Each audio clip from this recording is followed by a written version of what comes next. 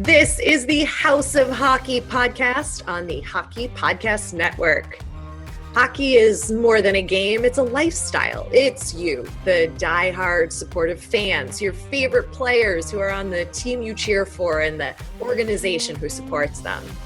The companies that make your gear, bags, and beer league sweaters. The hockey moms and hockey dads and everything else that makes this House of Hockey your home. Come on in. I'm Breezy. And I'm Rae Rae. And this is our house.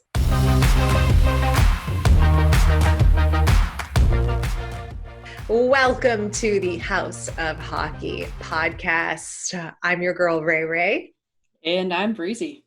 And welcome to this episode. We have a very full house joining us on this episode. And it's a special episode dedicated to celebrating Pride Month. LGBTQ plus Pride, gay Pride, the Pride community, and celebrating that because June is Pride Month in the United States, and it technically, I did a little research, it commemorates the Stonewall riots, which happened in June of 1969 in New York City, and the NHL also celebrates Pride Month, and we wanted to celebrate Pride Month too because we support all of the communities and in the world of hockey. Yep. So we brought on some pretty important guests that I would say represent the Pride community very well in the hockey world. Mm-hmm. And we're super excited to get these guys on board and girls. Yes. Say guys and girls on board. We have, like I said, we have 3 guests, and I think you're really going to enjoy this one. Yeah. I don't know that we have to do too much. We're going to just play the episode and let you listen to our guests. We're going to intro them. I just wanted to hit you all really quickly with a little bit of facts about the NHL and its involvement with the LGBTQ plus community and Pride. So since 2013, the NHL and the NHLPA have been partners with the You Can Play project, which is an advocacy organization that's fighting homophobia in sports. And it's reaffirming that the official policy for the NHL is one of inclusion on the ice, in the locker rooms, and in the stands. Also, all 31 NHL clubs, alumni, and current players participate in Pride events, including, back when we were allowed to be outside before COVID-19 and have parades across North America. And Breezy, you finish up with the other 2 facts here. Yeah, so Brock McGillis is the first openly gay male professional hockey player, and he came out in the year 2016. And based on our research, there are no current openly gay players. So it's important in the NHL. Yeah, so it's important to bring some light and some awareness and bring on some allies to the LGBTQ. I really botched that one. Try it again. Go again. There's a lot of letters. It's okay. It is a lot of letters. I just botched it. So it's the LGBTQ plus community. And these individuals really kind of hit the nail on the head with today's topics and what we can do to be better, what we can do to help, and what we can do to just overall make people feel accepted, no matter what your view is, what you support. You should just be supporters of everyone because we're humans and we just need to be nice. Yes. Be nice and have compassion. And there's so much more to learn and to do always, with all aspects of our life, right? Whether we're playing hockey, not playing hockey, being inclusive of all communities, there's always more we can learn and hear about. And the 3 guests we have really share their experience and the stories that are going to compel you to want to be, to have open ears. That's all we ask, is that you have an open mind and open ears and listen to what they have to say. And you'll also notice that about halfway through, we lost one of our guests due to a power outage, and he has promised to come back on at a later date to answer more questions and join us again. So you'll notice that that's what happened. Technology, Yep. life, and yeah, that's and that. Yeah. And that is that. So, like we always say, hockey is one big, giant family. And so we're going to bring on members of now our new house family. We have 3 guests in the house today. Kurtis Gabriel of the Lehigh Valley Phantoms and under contract with the Philadelphia Flyers and has previously played for the Minnesota Wild and the New Jersey Devils. We also have co-founder of Pride Tape, Jeff McLean, and our girl who's a part of the LA Kings in-game operations, Trasi Starr. So yeah. Claps all around. Round of applause there. There we go. That's a lot of them. Well, welcome everybody. I want to start before we dive into everything. How did you all celebrate Pride, COVID style? Did you guys have any Pride celebrations this month? Go ahead, Jeff. Jeff. Well, I was really fortunate. I think early last week, like last Sunday, Monday, received a call from our friends at the NHL head office and said, could we help out with NHL Pride, which was happening on the Friday.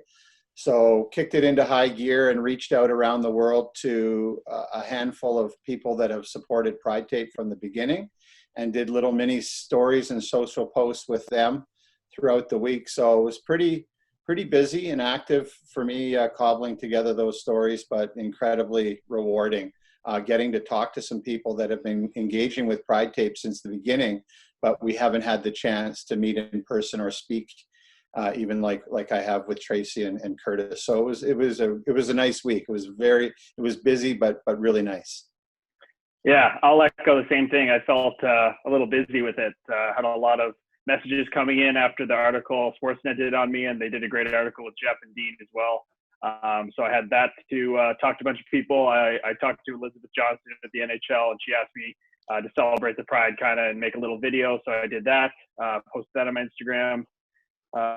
What else did I do? I talked to Jessica Platt last week for an hour, learned a lot about transgender rights and how she kind of transitioned in playing pro hockey.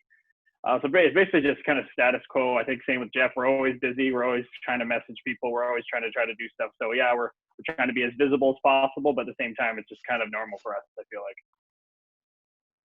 Nice. What about you, Trasi? What did you do? Well, I feel the same. I kind of celebrate all year long, but it was pretty fun. There was a lot of memories coming up from last year's LA Pride Parade where we had the Kings float. And it was being on that float and seeing Kings fans in the crowd that had no idea we were going to be there. They were in tears. It was so cool. But ABC7 rehashed a whole bunch of stuff from that parade too. So my phone was just off. You're all over the TV again. You're all over the TV again. So that's awesome. But yeah, celebrate all the time. Yeah, I think it's a good thing to do. I just remembered too, last week I made a commercial with Kurtis in it, and tried to teach myself how to make a commercial from my phone. So it was when we recorded our video in Toronto, I took a little bit of video of it as well. So I'll send that to you after the call, and you guys can have a look. But I just cobbled something together, and then I had to tell Kurtis, hey, by the way, I did this tonight. Is this okay? And it's like, yeah, cool. Let's go for it. And that's usually the way we operate. It was awesome. That video was so cool. The voiceover as I was taping the stick, that was really cool. And then you made me remember I did a Gillette commercial that should come out today or tomorrow. So that would be really exciting. Hopefully it comes out today or tomorrow. So that's heavily LGBT focused. That's great. That's crazy. So cool. So Jeff, can you tell us a little bit about Pride Tape and the brand mission? So I was working for a company called Calder Bateman Communications in Edmonton, where I live now, and some amazing people, and worked on a lot of projects with Dr. Chris Wells at the University of Alberta Institute for Sexual Minority Studies and Services. And it takes a while to remember actually the name of it. It's so long, but working for years with Camp Firefly, and then we worked on a project that was actually the brainchild of a friend and colleague of mine, Pierre Chan, called nohomophobes.com. And it's a website, which is still up now, that scrapes homophobic language in real time off Twitter. So when we put that site up, we started looking at the data and realized that homophobic language spiked during sporting events. Particularly the Super Bowl is the biggest day of the year for homophobic language online, and NBA playoffs, NHL playoffs, et cetera. So we wanted to, create a project for the Institute that really spoke to the issue around homophobia in sport. And we chose hockey as a wedge, obviously, because it's in our own backyard with the Oilers. And we have some wonderful connections there, and have friends also in the NHL. So we felt hockey was the place to start because, again, there was also no out professional player, and it was the last professional sport where that's the case. So a big task to try and end homophobia in sport, in particular hockey. So it was going to originally be a traditional, maybe a 2-month campaign. And we said, that's just not going to solve anything. This has got to be longer term. So started thinking about what type of badge of support could we give to the hockey world that could show everyone that they're welcome on the ice and that the arena and the locker room is a safe space. So in my head, I started going through the inventory of equipment, having played very badly for 21 years myself. And, thought the armbands have been done, the helmet stickers have been done, and then just really kind of focused on the tape and thought it'd be pretty cool if we could put a rainbow on the tape. And, it just wouldn't have cut it as a Photoshop job on a billboard. Like, we asked ourselves, what if we could actually really make this stuff? So went to the NHL and asked them who makes their tape, and then basically asked if this could be done. And when I engaged them and told them about the idea, they said it couldn't happen production-wise because I lied to them and said I wanted to get my team colors on the blade of the stick because I didn't want to give away the idea. But then the next day I came in dejected, but I sent them the 2-pager on the idea, and I said, this is really what I was talking about. And then they said, we don't know if this can work or how it's going to work, but we think this is important and we'll get back to you. And they called 2.5 weeks later and said, we figured it out. And then we started the Kickstarter campaign to raise the money to get the first 10,000 rolls of tape made. And the rest is history. That's fantastic. That's awesome. It's super rad the way that you've put the tape together and how it all came out. Now, Kurtis, tell us how you and Jeff connected, and tell us the story for those who may not have seen it and don't know your use of the Pride tape. Give us a little background on that story and then how you two connected. Yeah, so I was dating an ex-girlfriend back in the summer of 2018, and she had a friend actually 2 friends who she worked at a clothing store with, and they were a couple together, and the one came out to be with the girl, and she was kind of not really supported very well by her family. They're, very kind of wealthy family that all of a sudden weren't paying for her schooling. She started to work other jobs to put herself through school, move in with her girlfriend at an early time. So it kind of just stuck with me. Like, I had firsthand experience seeing something like that happen. And then just happened to work out that I was in the NHL for the last 3 months of that season in the spring of 2019. And it was the best time of my life. So it's just kind of weird how things work out. And I heard about the Pride game coming up. I'd scored my first goal 2 games before, and I was like, okay, got to play a good game, focus on that. And they instructed us to put the tape on our sticks, and then we could take it off after warm up. And I just didn't want to change the tape of my blade because I wanted to keep it the same, try to stay there. And I put on the shaft of my stick, and coming on after warm up, nothing. I was just getting ready for the game again, and the tape was still on my stick, and the guys were taking theirs off, and I just looked at my stick for 2 seconds, and there's more work to do if I take it off than to leave it on. And let's just focus on playing hockey, and maybe somebody will notice. And that's all it was. Went back to, I was playing the Montreal Canadiens, team I grew up hating against. And I was like, oh, gotta have a good one. And was able to, play well and score a big goal to win the game in the second period, and stood up. And obviously it was the best moment of my life. Monumental moment for me personally, the emotion, the hard work that's gone into that. But then on top of that, to score a goal, I guess, as Jeff says, for inclusion, and to come off after the game and have, my messages on my phone blowing up, half from my friends and family and media for scoring another goal, but half for the pride tape and people zooming in on it and sending to me, is this real? Is this an actual thing? And then that's when I got hooked up with Jeff McLean through the pride tape account. And since then, like you said, the rest is history. We've become friends, and they even came out to see me play this year, him and Dean. So yet to meet Dr. Christopher Wells, but met two of the three and friendships with two of the three, and it's been amazing. So been done a lot of events, a lot of, he said commercial shoots, different stuff like that, and look forward to doing more in the future. That's awesome. Yeah, that's a good story. I was reading your story about your first, or I guess not your first goal, but your goal against, obviously, Carey Price was pretty huge. So congrats on that, and good job on representing in general.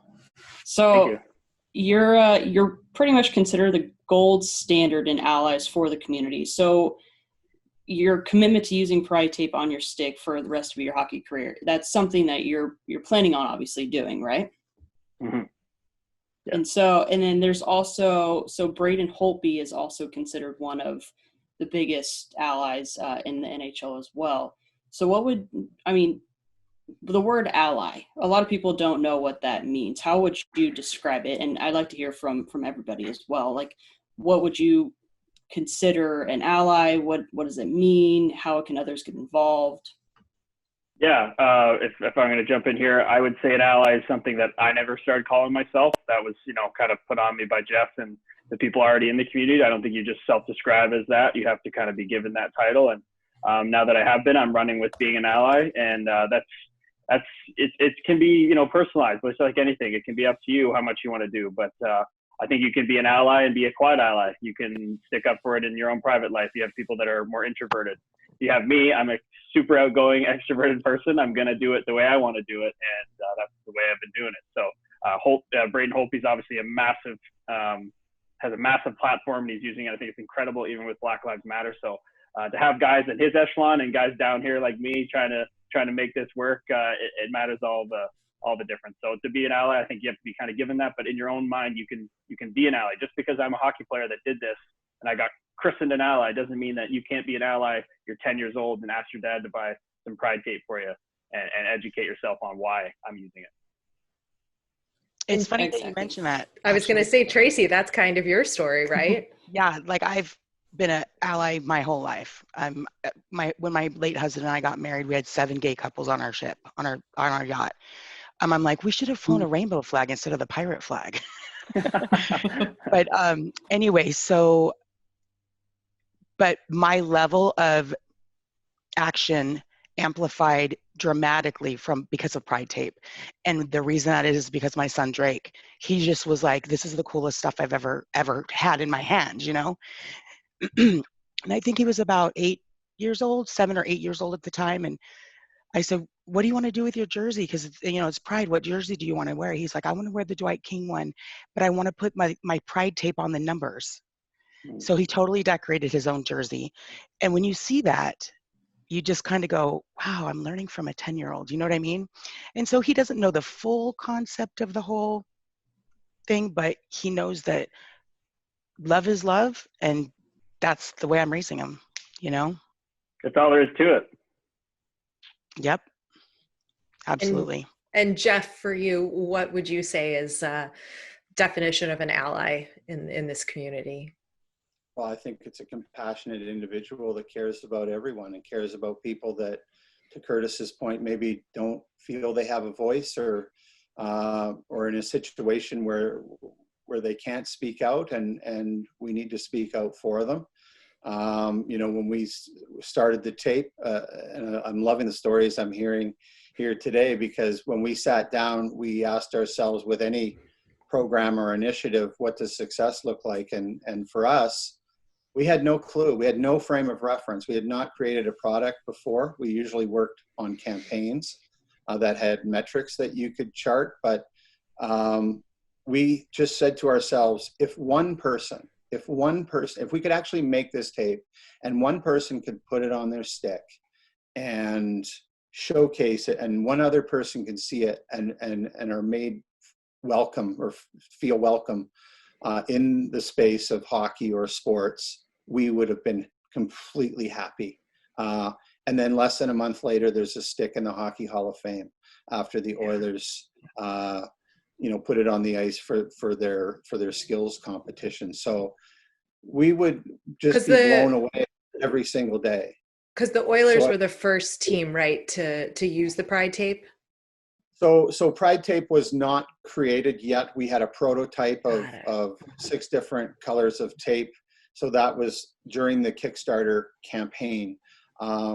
So really, with talking to Andrew Ference and the Oilers and some of our other friends in the league, talking about the environment within the locker room, just hearing and again, as we grow up, I mean, Kurtis and I played growing up as white privileged kids that never felt unwelcome in that environment. So to hear about kids, and we've heard about kids that were going to attempt suicide and then wrote letters because they saw the tape from their teammates, and that changed the landscape of the issue. But so yeah, just being able to stick up for people that just don't feel welcome in a space, whether it's sports or anywhere in the classroom, in society in general. Like we have a great opportunity to help people by letting them know that they're welcome, and we're all the same. Like we're just all the same.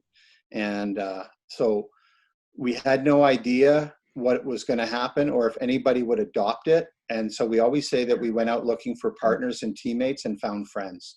Like Trasi and I have been chatting together online about Pride tape for years now without even meeting. And then Kurtis, same thing. Like I was in Vancouver and missed his big fight against Lucic in Edmonton, which really pissed me off because I wanted to be there, and then I forgot about it on my calendar. But I happened to be in Vancouver, and then luckily he was coming to Vancouver the next day to play the Canucks the following day. So I just sent him a text and said, "Hey, I'm Jeff from Pride Tape. I love what you're doing. I'd love to meet." And he goes, "I'll be in the hotel lobby in 5 minutes." And I said, "I'll meet you there." I was like 2 blocks away. So we went and we sat and talked about family and friends, and I wanted to share. It was really important for me to share with Kurtis the correspondence that we get through Pride Tape and the difference it's making with all of the kids. And I love this opportunity to tell all of you as well, because we always say we just make tape, you make it powerful. So it's not us, it's not the tape, it's you guys. And every time somebody utilizes it, they're really helping a lot of young people, and it's important that people get the chance to know that. Yeah. Kurtis, what kind of stories or interactions with fans and or players have you gotten from, the start of using the Pride tape? Yeah, I've had everything from a guy coming out to me as the only person he's told. I've had everything all the way to a guy who just wanted to tell me and didn't want, so the first guy kind of guided him through just what I thought. I don't know, right? I think I'm a nice person, but I understand the steps to things, maybe talking, whatever. And I've had a guy or a woman come out and just not want to talk about it at all. They just said it to me and they didn't want to talk about it anymore. And that was enough, I think, for them just to state it, right? And then everything in between, just kids saying, "Hey, look, I'm wearing it," or "I'm using it." This is really, predominantly it's like 90% of people just saying, "You make me feel included." Like what you're doing is making me and my family proud to be who we are, my friends to be proud of who we are. Like that's the biggest thing. And then to hear stuff from Jeff like that, like letters, but we obviously he doesn't discuss who it is or anything. We're very private, but just hearing that it saved someone's life, like that is crazy to me, especially having a father that took his own life at 10 years old. So it's like really hits home for me. So yeah, that's what we're all trying to do. Like just, sometimes people maybe don't want to reach out for help, but it's like, reach out to Jeff, reach out to myself. We're here for you. That's literally what we've taken on. So it's not a problem for us. What kind of reaction have you gotten from your teammates, Kurtis, in the locker room and here on out with coaches? Everyone's like, "Yeah, cool. You can rock your Pride tape. Like, great." There's no sort of like uniform or regards to like that. They're all just like, "Do your thing. It's all good." Yeah, it's weird, right? Like hockey culture is what it is, and we're trying to change that right now with the Hockey Diversity Alliance and everything. But nothing. It's all about the team. It's all about winning, and nothing can be a distraction. So right. I'll get the side comment from a coach like, "Hey, love what you're doing." A teammate will say, "Hey, man, great job on this." But mostly, guys don't really. It's almost like that whole thing where people keep saying, I don't go to sports to talk about social issues, but you know what? What makes sports is people. That's why we like it. So you can't expect people to be robots. You want to watch a game that there's no emotion in it, go watch robots play hockey or something. You know what I mean? Like, we're people first. So you can't say that this isn't a safe space for your little bubble of not worrying about your stress. Dude, this is our life. So, like, as I always say, I play hockey and it's about my teammates and the guys I'm playing against. The fans, you know, they're secondary because we're in it. Do you know what I mean? So we have lives. People need to remember that. So that's why it's big for me, is that guys who may not want to talk about it, but the guys that do, it's great. And some guys will even ask, like, especially European guys who it's not as kosher over there, all these kinds of issues, like, hey, why you use that? And I'm like, just the right thing to do. And it'll be that quick going up before a game, and the guy will be like, okay, like something like that. Like, that's as much as it is. And then as far as the locker room language, like, I mean, I've said it before, I'll say it again. When I was younger, I used this language because I didn't know what I was saying. You know, you don't know what's going on. Of course, I didn't think anything differently of these people, but it's just the culture. So we started to change that, and now we'll be in the change stalls. And it's gotten to the point, even this year in Lehigh Valley, where somebody uses, you know, GAY or something, and everybody goes, oh, here we go, Gabriel, what do you got to say? And it's kind of like, you know better than that now, boys. GAY is lame. We can alter it. It's okay. I'm not condemning you. I'm not cancel culturing you, but just let's try to work on that. Yeah, that's a big. I think that's what. Go ahead. No, I was gonna say, I think that's kind of what you have to do is explain it and say, like, there are other choice words that you can use that wouldn't be offensive to other people. So, yeah, that's all I was gonna say. But at the same time, though, there's like, guys know I'm a very outgoing, passionate, somewhat aggressive person on the ice. Like, I'm not afraid to talk about what I believe in, and I think other guys. I think a lot of people on the side that disagree with this community and stuff, I think they know that we're right in a way. They have conditioning through their lives of people telling them this, telling them that, and it's not right, and whatever, it's religion. And I have friends that are against it, but they'll never go protest against LGBT rally, and they'll never support it either. They're just like, hey, I know these people, they're great people. Just because I think something differently doesn't mean I treat them any differently. Those are the people that I really like too, because they're stepping outside of their comfort zone there. But you know, it's okay to be a little different. We just got to accept.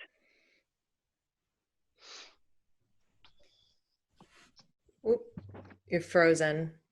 Is it just on my end? No, he's frozen. Okay. Yeah, he's frozen on my end too.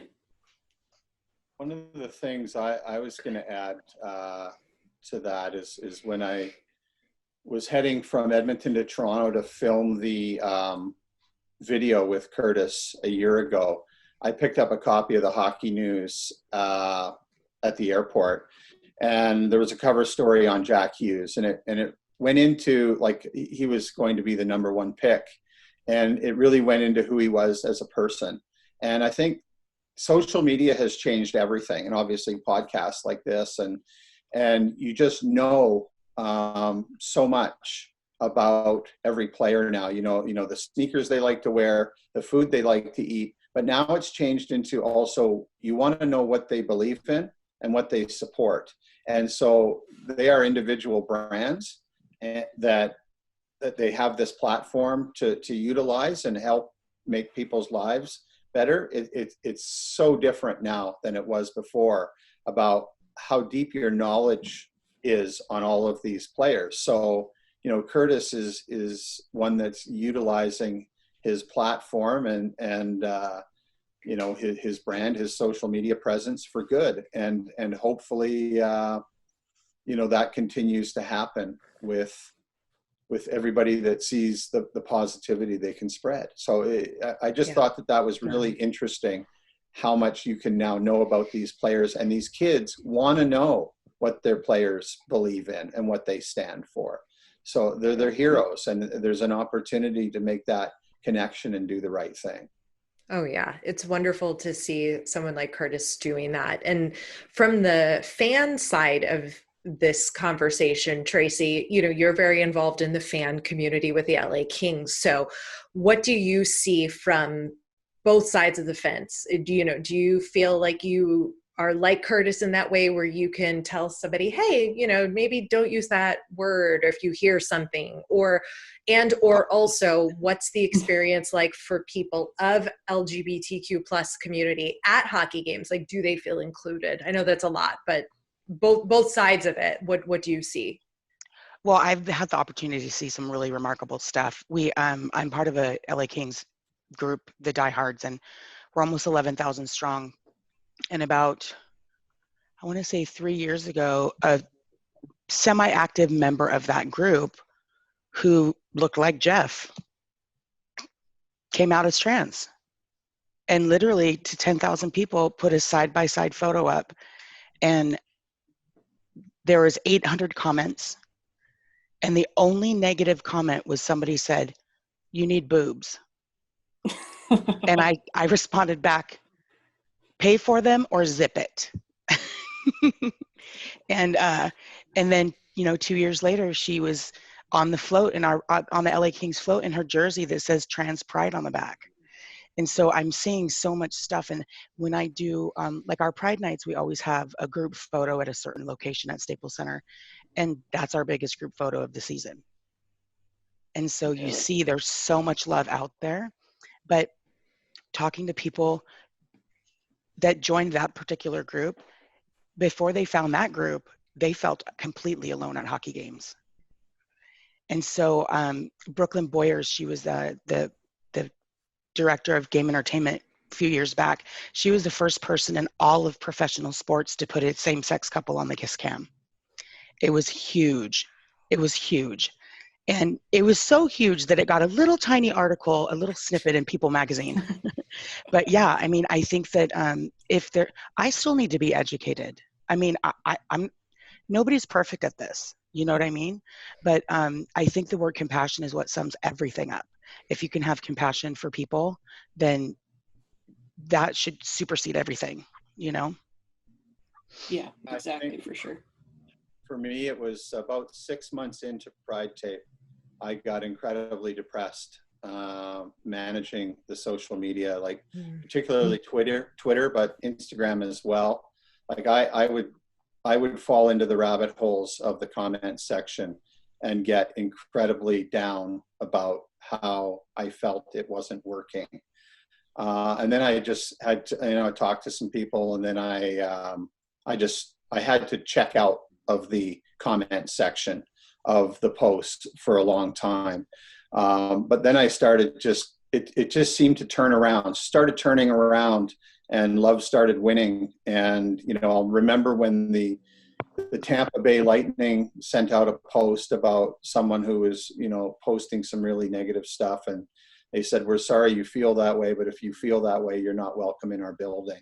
And I thought, wow, that's strong. And I just started, like with No Homophobe, started seeing the positivity change around. And I can say, even from this last week with NHL Pride and a lot of the posts that we put out there, I hardly saw any negativity at all. Like, it's been a complete 180 from 2 years ago. So I'm very, very optimistic about what's happening, and again, continue to just keep pushing away and making friends with the supporters, and hopefully with what you're doing, the amplification of all these messages is what's necessary to make the difference. Because I feel that the people who were quite vocal a while ago, they're getting quieter, and that's hopeful for a lot of the young people that are looking for a place to play. Yeah, the comments. I remember our first official Pride for the LA Kings, and there was a comment made, keep this out of hockey, blah, blah, blah, blah, blah. And the LA Kings responded, out of like thousands of comments, they responded to one comment, and it was that one. And they said, this is their official account. Comments like this is exactly why we're doing it. We will always have Pride in LA. And so it was like, oh my God, it's like those moments like, I can't believe I'm part of this organization. Oh my gosh, they're so good. They're so incredible. But yeah, and the rabbit hole, oh, yikes. But I have noticed a lot less. I think the haters, if you will, are realizing that their voice is not as loud as ours. So. Yeah, I have to agree. I don't really see a lot of hateful comments on Pride. I mean, there's obviously a lot that come through, but I feel like it's been mellowed out a lot over the last couple of years. So it's good to see that. Let's talk a little bit about You Can Play and Hockey is for Everyone and how important it's been for the NHL and the AHL to back up the community. I mean, I feel like everyone probably has something to kind of back on that. I mean, Jeff said that, you know, kids want to hear, I think it was Jeff said that kids want to hear about their players and what their beliefs are in. So, I mean, Trasi, from your point of view, how have you seen the NHL backing it positively impact a lot of the community? Well, the first thing that comes to mind is making sure that, because you got to think about it, it's a business. When the day is done, it's a business, right? And so I think it would be in team's best interest to make sure that their sponsors are on board. I can't go into many details, but I think that that's very, very important because, you know, you want the inclusion to be unanimous, if you will, you know. But I love that the NHL is doing it. I think there's some people out there that are like, oh, every business just wants to jump on the pride bandwagon. All right, welcome aboard. Bring it. Right. Let's see it. Let's see it. You really want to get on board? Let's see your ad dollars. Yeah. The NHL has been absolutely phenomenal. We now have really great friends at all touch points of the league and the clubs, and we're incredibly grateful. When we started out, we made the call. It was kind of a fun interchange between Christmas and New Year's, like, I don't know, 4.5, 5 years ago, whenever it was. And we had come up with this idea, and our intent was to just grow it as a grassroots program, because never in our wildest imaginations would we have expected that we could, you know, have some tape in the NHL, or the NHL would want to have, you know, anything to do with us guys. That just gave me the chills, full goosebumps. Well, we called, we were off between Christmas and New Year's, but we were asked to come in and get on a call with the NHL, and now with our really, really great friends. And, you know, they kind of were amazing. They were telling us, you know, to your point, Trasi, about how things have to happen. You know, it's a big league. There's lots of things that need to take place. You got to get products approved, and you got to do this, and you got to do that. And they immediately said, like, whatever it takes, we're going to make this happen. Like, they were on board. And with Jillian at You Can Play as well, like, I immediately, being connected to the NHL, was connected with Jillian and You Can Play.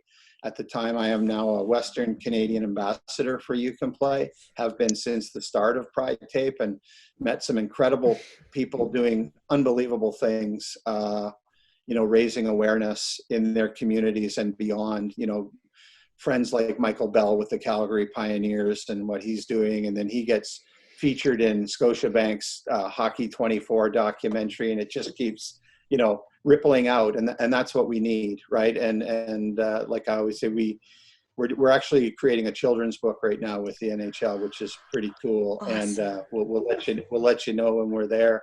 Yes. On that. But it's really our hero. You know, moves to a town that has never heard of hockey before, and she is the biggest hockey nut in the world. So she has to, you know, basically go out and seek teammates, but in the process of looking for teammates, you find friends. And we did this quite separately, and I thought, wow, it's actually parallels the Pride Tape experience perfectly, because, you know, we did this somewhat methodically, without a lot of background. It was our first Kickstarter campaign. We didn't know if it was going to work. And all along the way with the NHL and You Can Play and Trasi and others, we have so many friends now, like reaching out last week when the NHL called and said, you know, let's try and do some posts and feature some real heroes at the grassroots level.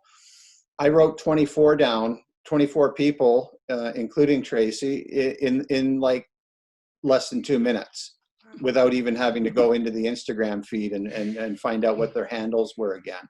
It's a very long list, and we're incredibly grateful. But if it wasn't for the NHL's reach and credibility, Pride Tape wouldn't exist. But I do also have to say that if it wasn't for the NWHL and the CWHL, if women's hockey didn't get behind it very early on like they did, I don't think Pride Tape would exist today. Wow. It's been huge. Do you think more goosebumps? Yeah. Do you think this is like a fair assessment to say about, as far as like the plus community, it seems, at least from my perspective, and please correct me if this is a wrong perception, but women being able to come out as gay seems to be a little bit more like accepted or maybe even expected. But when it comes to like the male dominant sports, you know, that aren't women driven, that it sort of has a different expectation.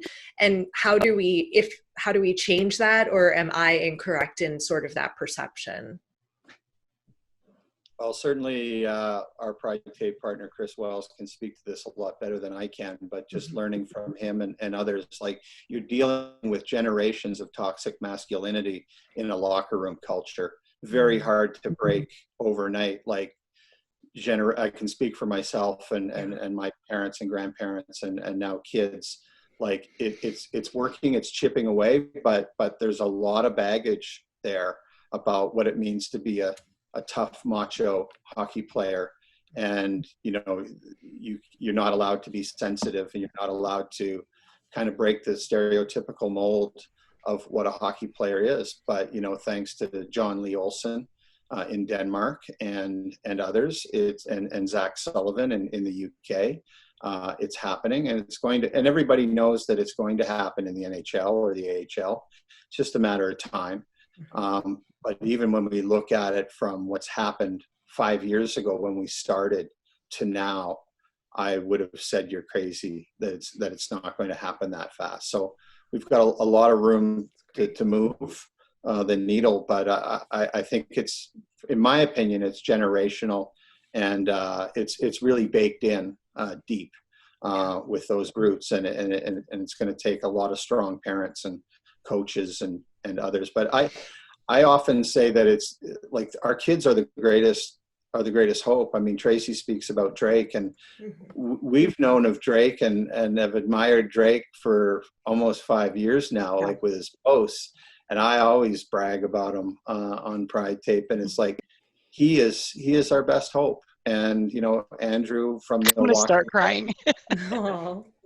Andrew that I featured last week on the NHL stories with his mom Buzz, who fought to have Pride Tape not banned in the minor hockey leagues where they live. Like, it's important for these folks, and we just wanted to somehow give them a tool that they could utilize that would help them, you know, plead their case for making hockey a safer space for everyone. Yeah. So Tracy, as a parent and having that sort of hearing that, you know, your son and the next generation is the hope for changing this culture, you know, how do you have these conversations with your son Drake and you know, encourage him to be who he is and to also denounce that kind of language? Well, it comes really easy for me because by the grace of God Almighty, I'm raising a little boy who never knew it was bad. He never knew it was taboo. So to see that happen, and I think that's why he so freely will jump on the Pride float with me, or dress up for Pride night, or he doesn't have a concept of it being bad. His grandfather has a same-sex partner, so it's just normal, I guess, you know what I mean? And so that makes my job way easier. But, you know, just again, back to compassion. And yeah, for sure. Generationally, like, again, I'm the oldest one of the group easily, but you know, remembering not by much. You know, remembering when kids in elementary school, you know, had parents who were separated or divorced, and how tough it was on them. And then, you know, many years later, they are the norm. It's very rare to have kids in the classroom where their parents are still together. So again, to Tracy's point, like, it's shifting, and I think, you know, what might not be considered normal, which is still a bad word, will be in short order. So especially if we keep hearing from the folks that we hear from. Yeah. Well, I heard you only have a handful of ambassadors tied to Pride Tape. Are you looking for more ambassadors, or if you are, what kind of fits that mold to be an ambassador for Pride Tape? Well, that's a great question. Last week, so Pride Tape is a few individuals that we volunteer all our time. Money goes to You Can Play and the Institute. So we do this off the corner of our desks and have our day jobs, and so we do what we can. But last week, even trying to cobble together some ambassadors for the NHL for their NHL Pride Day on Friday, we're able to do that. We'd like to do a lot more. Like there's so many pictures I have on my phone that I haven't been able to get to yet to post and do it when we can. So we basically reach out to everybody, and anybody that contacts us that wants to be a part of it, we simply say, well, you have a voice, you have a platform, you can promote Pride Tape, or you can promote You Can Play, NHL Pride, whatever you see fit. Like your voice is everything, and what you're doing here today and reaching out, and other people that have reached out to us in the media to help tell our story or put our story in some books which are coming out this fall is super cool. Like anything that anyone wants to, like Kurtis said, we'll take the calls, so we'll do our best to get noticed. But really, it's you. I mean, you're doing with this podcast, this is the amplification it needs. So we still say that, with the tape only being used in warm-ups, we actually say, although we've been around for 4.5 years, every day we have people that reach out to us that say, this is so cool, we've never heard of it before.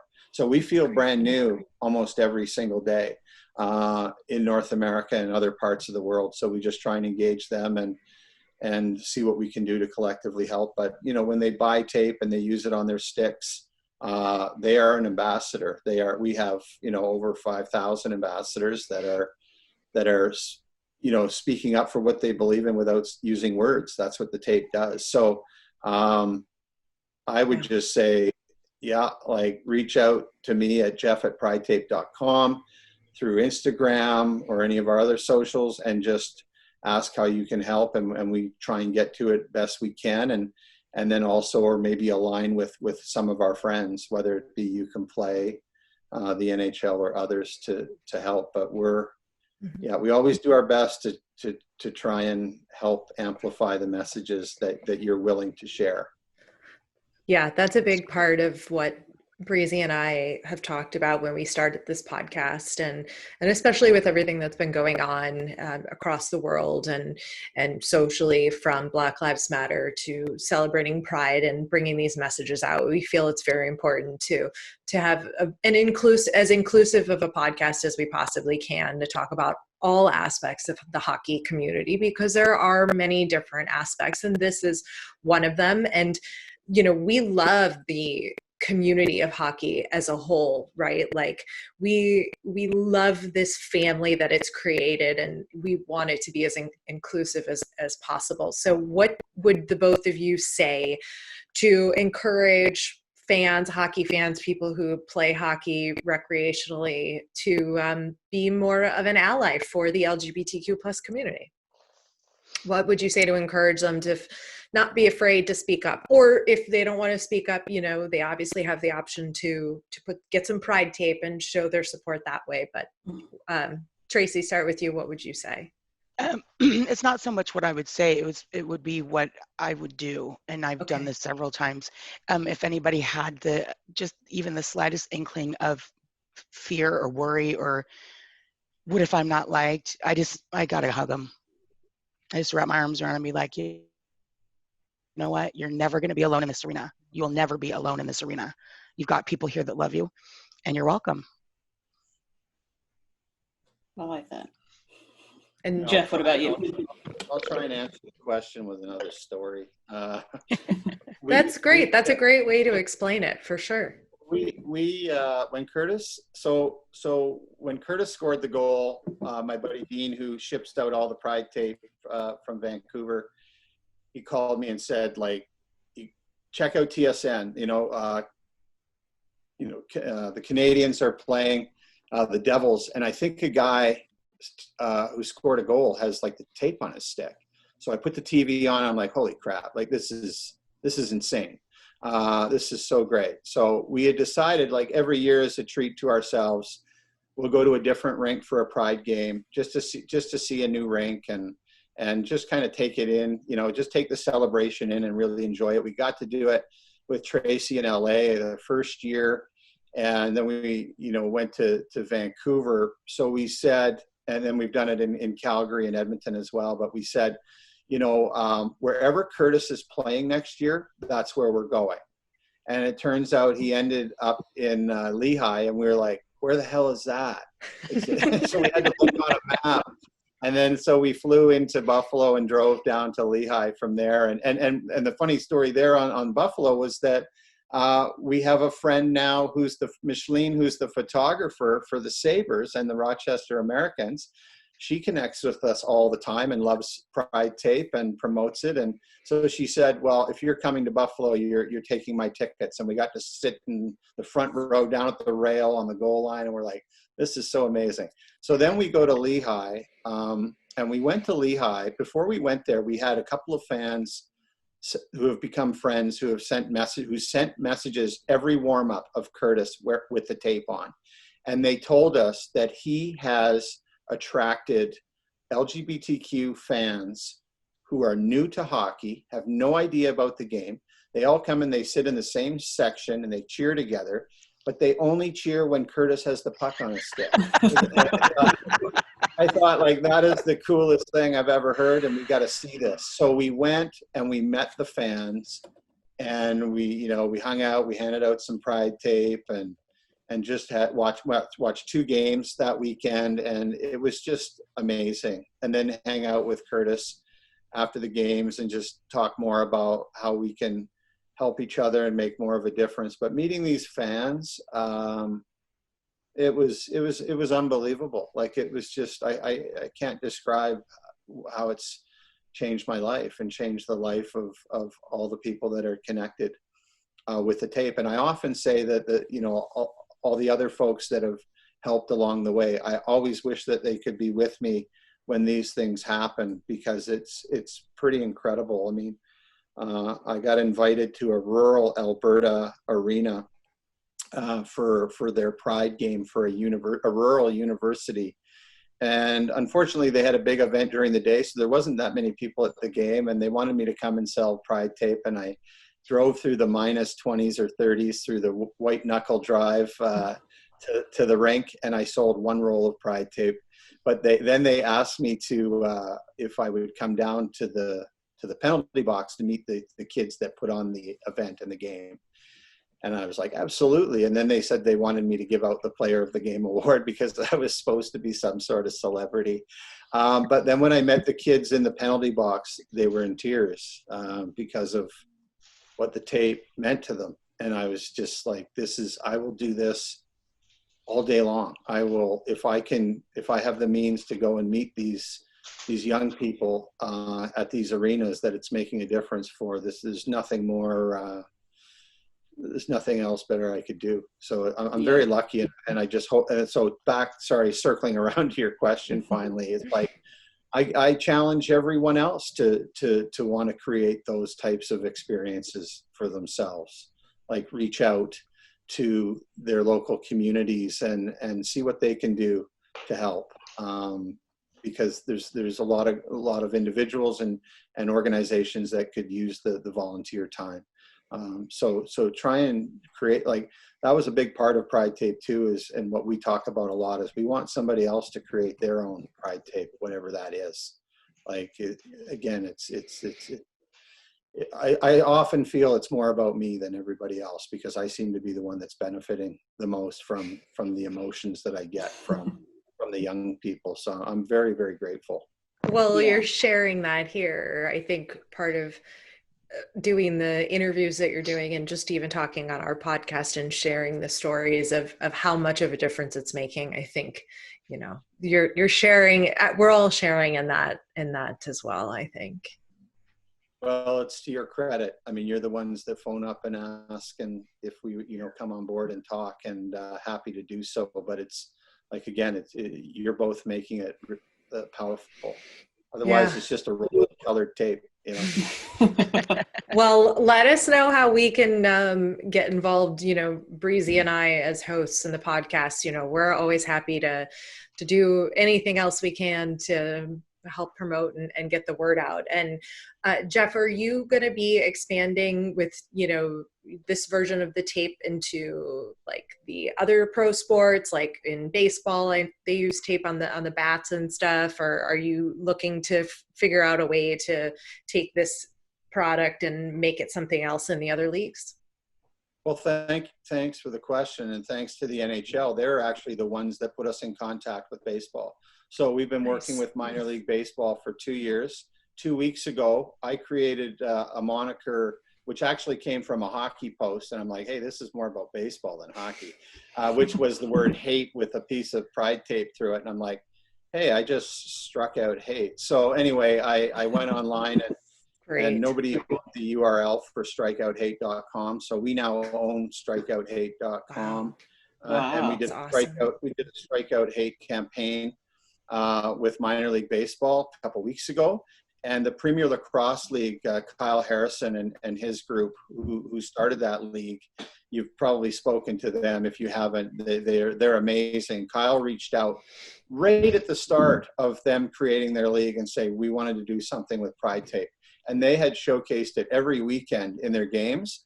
And right now there was a post yesterday from Kyle and another player I posted on Instagram yesterday. And there will, I think it was Scott, and there will be more coming because they asked us if we could get some tape to their top players who want to practice with it before they come back to play soon. So the Premier Lacrosse League has been awesome. And then again, we've tried to, we're looking at, we have some Pride Tape jerseys that we're in partnership with coming out, and the children's book and some other initiatives that can, again, just really try and connect with younger folks and those additional badges of support or opportunities to tell the story that hockey and sports is an inclusive place.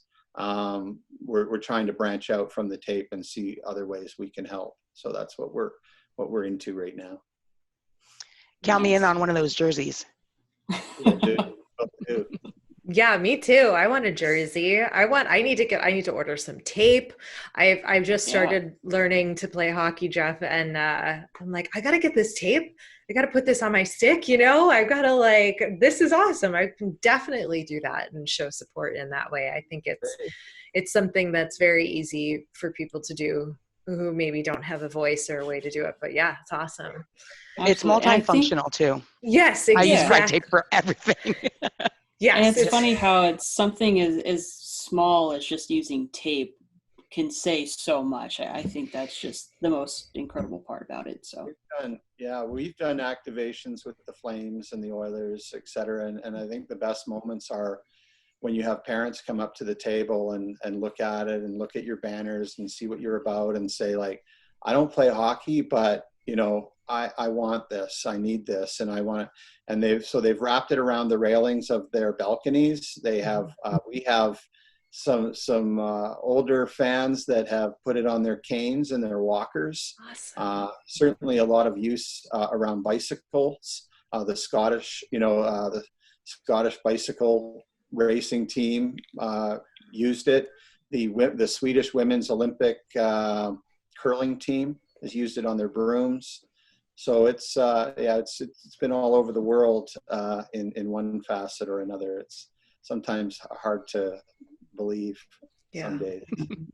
Well, thank you for taking this idea and bringing it to the hockey world, because I really do think that you, Jeff, and just taking this idea and bringing it to life with a Kickstarter has really helped the hockey community as a whole, not just, the LGBTQ plus community, but as a whole, to just make this community even better and for us to love hockey and everything about it even more. So thank you for all that you're doing, really.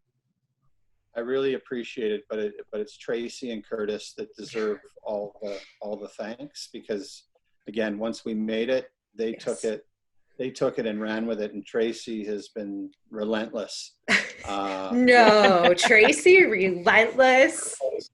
You know, with her posting and Yes. her support, and obviously Kurtis too. We all know his story, and I often sometimes think, what if he hadn't scored that goal, or what if, you know, like, but thankfully we don't have to think down that road. But it's Trasi and Kurtis and yourselves that are doing all the heavy lifting. Again, we just send out tape now and let you guys make it powerful. So we're grateful. Yes, it's a definitely everybody. I was going to say also thank you to Trasi and Kurtis for being the advocates who aren't afraid to use the tape and in all the different ways, and to really spread that out there. So thank you all so much. Any final thoughts? Anything you guys want to share on what more can be done in our community of the hockey world to be as inclusive as possible besides what you've already said? Just keep loving. Keep loving. I just quickly want to read you a one sentence email, a 2-sentence email that I got last week, because this is really what it's all about for us. And like I said, unfortunately, you don't get the opportunity to see the correspondence that we get, but I think it's important. So this is one from a hockey dad in the US, and he just said, I just wanted to say thank you for making this tape and helping spread the word. My LGBTQ child was bullied and shut out of their 14U hockey team this past year for being gay. They almost quit hockey for good until we found a local 14U girls team that was completely accepting. Thank you again. So that's the kind of stuff that I need another tissue. Yeah. You know, those are the things that keep us going. Yes, and we hope people will continue to share their stories and use your tape, and tell us where can people get their hands on all of the Pride tape and all the goodies, and where can they follow both of you on social media. But Jeff, go ahead and tell everybody where they can get it. So the easiest way is pridetape.com. We're making inroads with a lot of retailers in Canada and the US currently. Great. Certainly Sport Check and a lot of the independent folks, hockey retailers in the major markets are carrying it. If they're not carrying it, ask them to carry it, because that's when they reach out to us, and that's been successful for us. Okay. And on social, it's Pride Tape, you know, on Insta, Facebook, Twitter. Awesome. So yeah, thank you. And Trasi, where can they come find you? I'm Trasi Starr on all aspects of social media. Awesome. All right. Well, thank you both so much. And a big thanks to Kurtis as well, who had a power outage at his apartment. Oh my gosh. And we lost a little bit through here, but we thank you too for your time and for rocking the tape during an NHL game, and for all of you being allies, and for taking the time to fill us in as individuals, both myself and Breezy, as well as, you know, all of our listeners. So thank you both. Yes. Thanks for having us. And you can follow Kurtis at Kurtis Gabriel _ on Instagram as well. Give him a follow. He's great. And like he said, if you ever need to talk to him, you can reach out. Yep. You can reach out to myself and Breezy as well. We're all here for you. Anybody here is here for you if you need an ear. Thank you again to all of our guests for this episode. And Kurtis, we'll have you back on whenever you want, when you have power in your apartment, and you can come back and tell us some more stories and add whatever else you want. So everybody stay tuned for a future episode with Kurtis. And we talked also with Jeff about partnering with him to do some sort of Pride tape giveaway, Breezy, right? Or something. We're going to figure this out, right? Yeah, we want to be able to give to our listeners and to fans and to just anyone who wants to be more involved. So Jeff has been nice enough to team up with us, and we will have something special go on, and it might be a continuous thing, but for now we'll focus on what we can do right now, and we're going to run with it. Thanks for coming over to our House of Hockey podcast and hanging out with us. We'll be back next week with a brand new episode. And in the meantime, you can follow us on social media. Just look for House of Hockey podcast. We'll be back next week.